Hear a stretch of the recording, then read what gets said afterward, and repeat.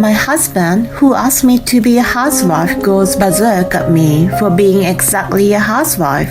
And my mother-in-law keeps pace with him and criticizes me every day. If you are there to show the slightest rebellion, if you can't obey us, get the heck out. At last, I'm left in the middle of nowhere in the dark with nothing but my clothes on. I might not make it. Just when I lose hope, a knight on a white horse appears in front of me. I'm Amelia, a 30-something housewife. I'm now a full-time homemaker, but I used to have a career. My husband Mark and I both worked and shared the chores for a little while after we got married.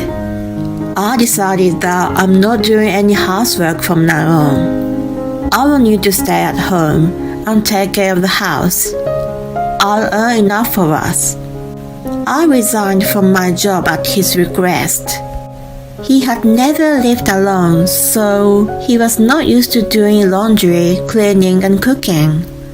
It took him a long time to do those things. Since no one can do everything perfectly from the beginning, I thought he would get used to them slowly. On the contrary, he had given up at once. Although I was anxious about quitting my job, I thought if we had a child, I wouldn't be able to continue working as before. I told myself that the occasion arrived a bit sooner than expected and agreed with Mark. I come home and dinner's ready. It's so nice to come back to a tidy house. In the beginning, he was very appreciative. I was motivated by his happiness and did my best to keep a nice home for him. As time went on, whenever I sat down to take a little break, "Hey, stop slacking off and get to your chores. You haven't finished the dishes yet, have you? The living room is still a mess." He scolded me about cleaning and heating up frozen food isn't cooking. Don't just think about how to be lazy. He started complaining about every single thing. Housewives are so relaxed, aren't they? You take a nap during the day, don't you? Meanwhile, I'm working my butt off. I gotta work tomorrow again. What a pain in the butt. He whined day after day, which got on my nerves. Then I'll quit being a housewife and go back to work. Let's share the chores like before. I proposed to him. I'll never do housework. How dare you talk back to the master of this house? Who do you think is supporting your life? He questioned me illogically. I knew that working could be tough. Just getting to the office every day on the commuter train was hard work. However, being a housewife wasn't easy either. He promised to make more money, so I thought that being married had motivated him. To be honest, nothing had changed. The only difference was the increase in complaints when dinner was too simple or the house was a little messy. It's not a good idea to trust a housewife with the family finances. He even kept all the bank accounts and cash under his control. He complained to me every day, called me incompetent, and told me to obey him. As my life continued, I started to believe that he cared so much about me that he was trying to teach me to be better. He was playing the villain because I couldn't do the housework perfectly. It was all my fault. My thought process became distorted. Looking back, I was completely brainwashed. At that time, I was living in a tiny world, isolated from the outside, and Mark was everything to me.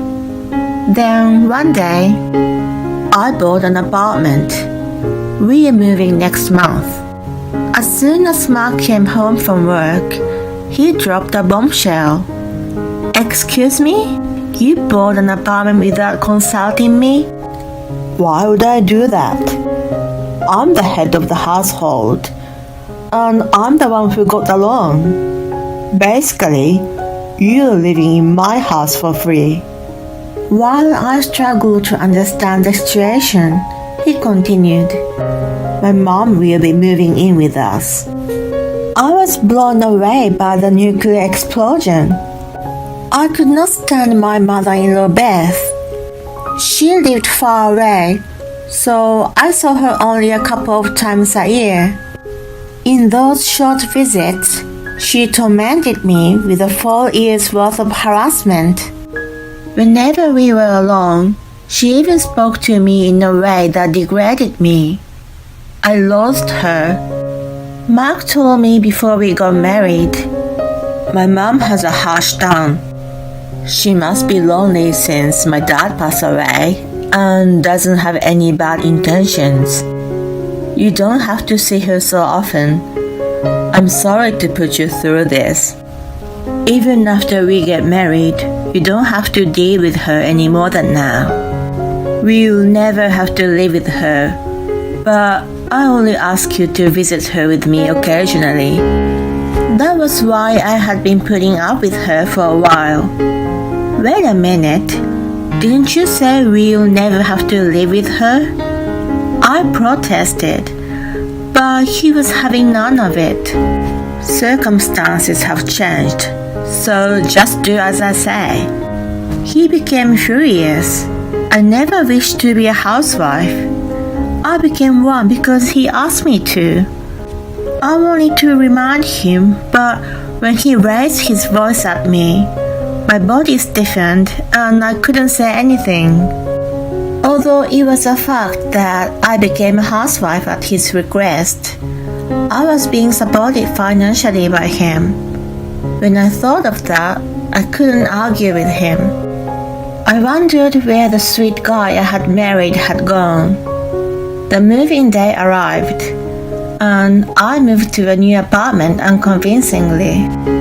It was a brand new building close to the train station. Beth had already been waiting there.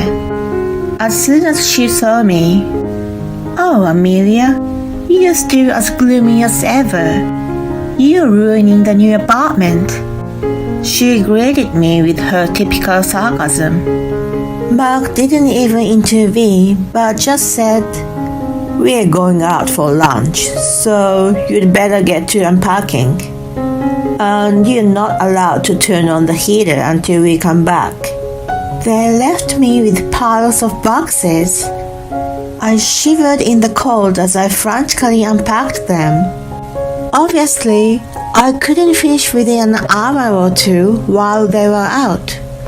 They saw that the apartment was almost the same as when they left. "You really are useless, aren't you?" It's so frustrating that I have to live with such a clumsy person from now on. They laughed, making fun of me. After that, my life was hell. Beth always criticized everything I did. When I cleaned the room, "You sweep a square room round and round. The corners still got full of dust. That's what happens when you don't pay attention." She then deliberately vacuumed the room again. When I cooked a meal, "Your food is disgusting. I feel sorry for my son who's been forced to eat it. I'll make it again." She threw the food in a bin. When Mark came home, she reported a million lies about me neglecting the housework, how much she'd been struggling, and so on. Amelia threw all her responsibilities to me and did nothing again. Not only that, she complained about my cooking and yelled at me. I was frightened. She acted like a tragic heroine. Her eyes were moist and she sounded like she was about to cry. Mark believed her lies and got enraged. "What have you done to my mom?" He threw the remote control, which hit the wall and made a dent. I don't remember saying such a thing to her. It's her who complained about my cooking. I retorted desperately. I was shaking, but I could not remain silent. Liar, she's lying, Beth tearfully pleaded. I know, Mom. He rubbed her back and glared at me. You made her cry.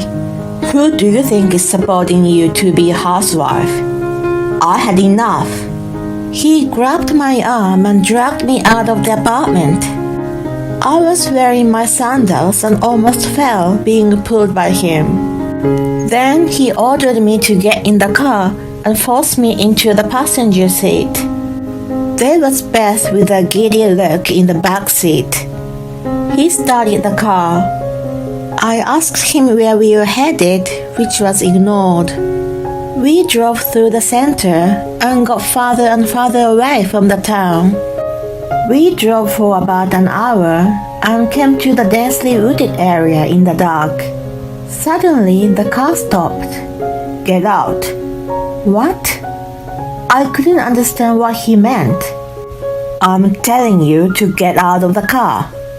Why here? Shut up. If you can't obey us, get lost. Don't come back to us. Don't tell me you're going to leave me in the middle of nowhere at this hour. I desperately grabbed the seatbelt, but he forcefully threw me out of the car. Wait! Don't leave me here. I shouted desperately while they watched me from inside the car with smirks. Then they drove off. I ran after the car frantically, but it was out of sight in no time. It was a pitch-dark dirt road lined by dense forest on either side without street lights, lit only by moonlight. I didn't have my phone with me, so I wanted to get to where there were people quickly. I rushed in the direction I just came from. It was hard to walk with my sandals, which kept slipping off my feet, causing me to trip. It was freezing too. I kept walking, but after several trips and falls, I finally stopped moving. My teeth chattered and my limbs lost sensation. As I sat there at a loss, I saw the lights of a car in the distance. The driver noticed me sitting by the side of the road. The car stopped and a man came out. Are you okay?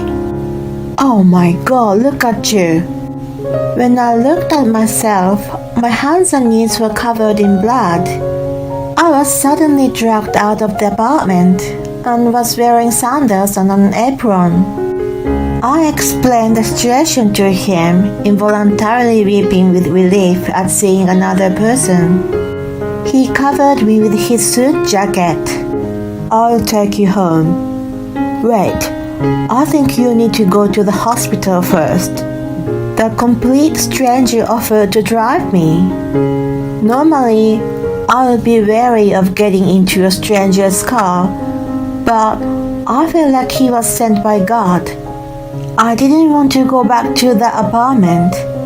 I felt sorry for the man, but I asked him to drive me to my parents in the next town. My parents were shocked to see me suddenly show up in such a state. When I told them what had happened, they cried and asked why I had not come back sooner. They repeatedly promised the man that they would thank him properly at a later date.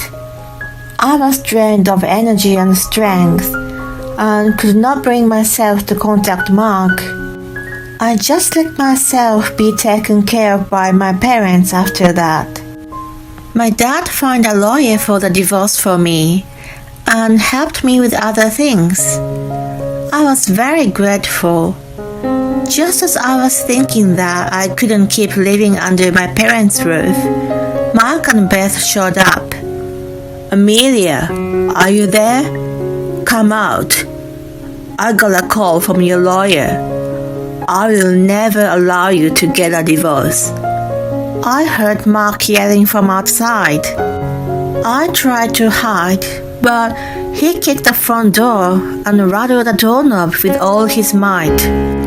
My dad offered to go out, But I knew I had to do what I had to do. I asked him to call the police if anything and open the front door. As soon as they saw me, "Why didn't you come out sooner instead of keeping us waiting? Apologize and I'll forgive you." "Yes, apologize at once and come back home. Just listen to us from now on."